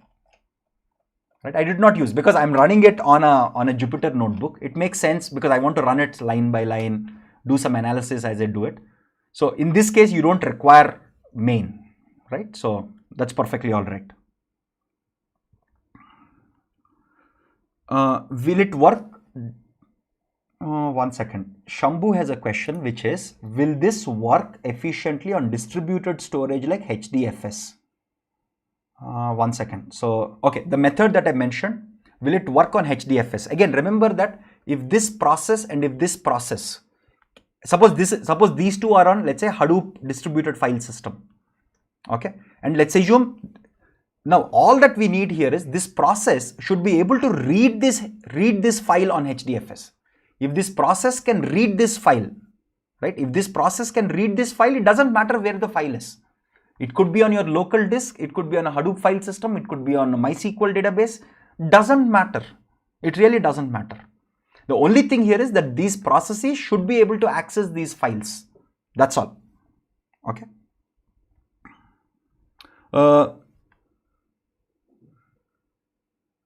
One second. When we have, okay, the question here is, Rahul asks, when we have some third-party API recursive call inside a for loop, can we use joblib? Yes. So you can do it. Suppose you have some function from some library. Okay, you don't know what the implementation is. You can still use joblib.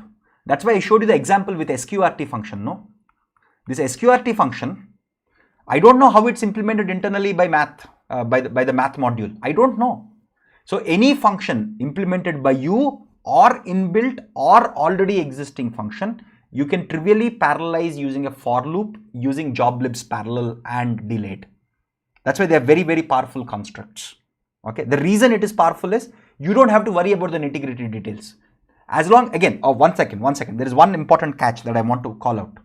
Imagine this function. Okay, there is one very important thing.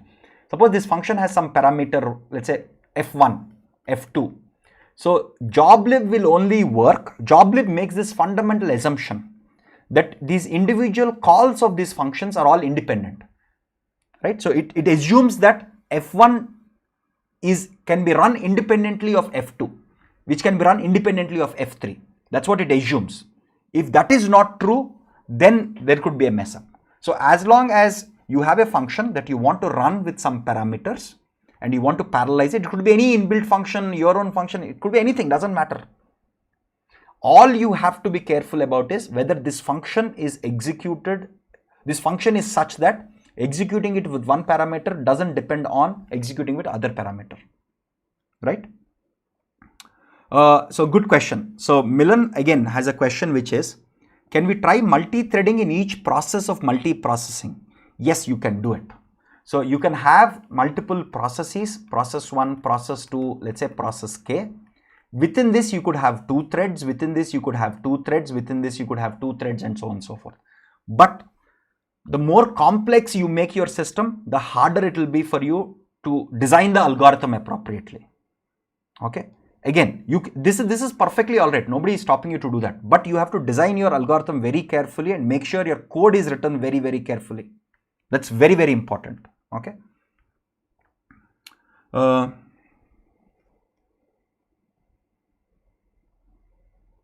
So to avoid GAL, can't the threads have access to their own copy of interpreter? Theoretically, yes. But it is, again, remember that Python itself, the Python interpreter is written in C. Okay, that's why it's called C Python, right? The way Python's interpreter is implemented, or the Python's memory management is implemented, it doesn't allow GAL to be per thread. Okay, it's a fundamental limitation of the design of Python interpreters themselves. There are some advantages of that also. Okay, there are some advantages of, again, that's a big topic. I don't want to go into it because we can spend hours together, because there are people who are GAL fans. There are people who don't like GAL. Okay. Again, from a pure usage perspective, because I've also used Java, C++, etc., I see GAL to be one of the limitations of multi-threaded code in Python. Okay, that's all. Otherwise, GAL has its own advantages, and the designers, they are not fools. They're very smart folks there, right? So, cool. Good question. Ashish, you have a good question here. So imagine you're running something on the machine. Suppose you're using some AWS or any of these Google Compute Platform or Azure, one of these stuff, and you want to train, let's say, a deep learning model. How do we determine the number of cores? There is no easy answer to that. First of all, again, if you're using cloud-based systems, please use GPU-based instances, because they're much more powerful than CPU-based instances. Now your question should be, will I use one GPU-based instances or 2 GPU-based instances or 4 GPU-based instances or a distributed GPU-based instances? For most of your tasks, okay, unless you're designing completely new architectures from scratch, again, we have trained using Colab, nothing more than Colab, right? Using Colab, we have trained a reasonable sized transformer and BERT models also. Of course, we had to do a few hacks, but you can train most of these models, or you can use a pre-trained model and improvise that on one GPU, maximum 2 GPUs. Again, when I say 2 GPUs, these 2 GPUs will be part of the same box. So TensorFlow or Keras or PyTorch, whatever you're using, will take care of using both the GPUs. You don't have to worry about it.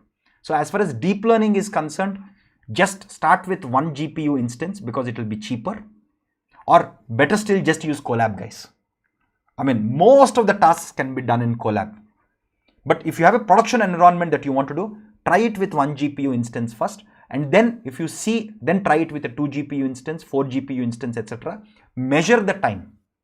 Okay, there is again, the simple logic here is the GPU memory is often a constraint, right? Because you get typically 8 gigs or 12 gigs of RAM or VRAM on each GPU. If your model is larger than this, it is not the cores on the GPU which are constraining you, it is the VRAM on the GPUs. Okay, So you will have to experiment and figure out if your model is large, you need multi-GPU primarily for VRAM, not for the course. Okay, so it's an experimental thing that you'll have to figure out. But very often for most real world tasks, one GPU should be sufficient. Okay. Again, somebody says, somebody talks about this library called Celery. I think this is Juvan. Yes, there are hundreds of libraries for multiprocessing, by the way. I mean, there are tons of libraries for multiprocessing and multithreading in Python. What we tried to cover today are the most basic inbuilt functionality. So again, I mentioned this earlier, right? So we tried to cover only inbuilt functionality and the ones that are used in toolkits like sklearn, like joblib. Again, remember joblib itself is built on other libraries that are built on some inbuilt functionality. There are tons of multiprocessing and multithreading toolkits like Celery. Again, I have not used Celery myself extensively. I've used joblib. I've used, because I come from a CS background and the production environments that I worked on had a lot of very strong computer science engineers. So most of the stuff that I built personally was either using joblib or my team built at companies like Amazon or even Applied AI course are either joblib based or they're inbuilt function. I mean, most of us know CS, so we just write the basic code because we have much more control this way. Okay. So there are tons of other libraries, right? So that's important. Cool. Okay, folks, that's all were the questions. There is one more question. I'll take this last question and then we'll wrap it up for today. Raghavendra has a question which is, can we prepare Python for placements? Why not? It's perfectly okay. If you have campus placement, if you're a college student, you can do all competitive programming. Again, there are some disadvantages of Python that it is slightly slower than writing code in C++ or Java. For a vast majority of companies, it really doesn't matter which language you pick. I always picked Python personally whenever I had that choice because Python is just cleaner. I'll have to write shorter amount of code, a lot of functionalities inbuilt. Again, the same thing that I can get done in like, let's say 40 lines of code in Python would probably take some 80 to 100 lines of code in Java and probably 200 lines in C++, even if I use some good libraries like STL. So I always prefer Python, but again, Python has its own limitations. So I also like Java in the sense that it's a good trade-off, that it has lot of nice libraries and it's not as cumbersome as C++, where I have to do garbage collection myself and all the headaches I have to go through, right? But again, if I want raw speed, like literally raw speed, I would write code in C++. For an undergraduate student, for placements perspective, Python is perfectly all right, unless you're interviewing at some finance companies like D. Shaw, right? Morgan Stanley. These companies typically ask for C++ because all of their code is written in C++ for speed. But except for those few finance companies, most companies don't care whether it's Python, Java or C++. Okay, cool. Is there any chance of getting overflow in memory when I give n jobs equals to -1? This is a question from Trojan. It reminds me of the Trojan War and the Trojan horse, but anyway. So I think this is, anyway, I don't know whether it was your original name or it's an alias. So if you have n jobs equals to 1, n jobs equals to -1, can we have a memory overflow? Again, depending on the internal implementation, you can have a memory overflow because what n jobs does, you can have actually. Let me explain why. If you, again, in sklearn, right, in scikit-learn, if you have n jobs equals to -1, this says how many cores do you have. It will try to use the most available cores. Imagine if I have 6 cores. It will try to use all the cores. It will create multi-processes. It will create process 1 to process 6. It will copy everything that is there in the parent process. And if it's not implemented carefully, right, whatever, all the huge, let's assume there is 1 GB of data in the parent process. It gets copied to P1 to P6. So there is 6 GB of additional data that is created. And 6 GB of RAM is not available, let's say. Then it can create memory issues. But again, I don't know exactly how this is implemented in sklearn. I know that they use joblib because there's a lot of places where joblib code I have seen, but it depends on the implementation. Instead of that, if this 1 GB is not stored here, if it's not stored in such a way that it gets copied to everything, but it is like a shared, if it is like a shared data, which can be accessed by all the processes without having to copy, then memory overflow will not happen, right? So it depends on the implementation. Again, I have observed personally that it does happen sometimes for sklearn, but not for all functions. For some functions which I think it's not well implemented, this problem does occur when your data sets are slightly on the larger side. Okay, cool. Okay, folks, that's all we have tomorrow. So we will conduct one more session, probably for an hour to 60 to 90 minutes probably. And these are topics that I really want to cover because they're fun. Okay, how do you take matrix multiplication? Because matrix multiplication is a very fundamental thing in whole of mathematics, right? And of course, machine learning, data science, right? So, so we have this whole matrix products, vector products, pre-processing. We'll do one more session on these topics. Okay. Thank you very much for joining on a Sunday evening, and stay safe. We'll see you in one more session, hopefully in the next coming 1 week. Okay. Bye-bye. Thank you very much, folks. Bye.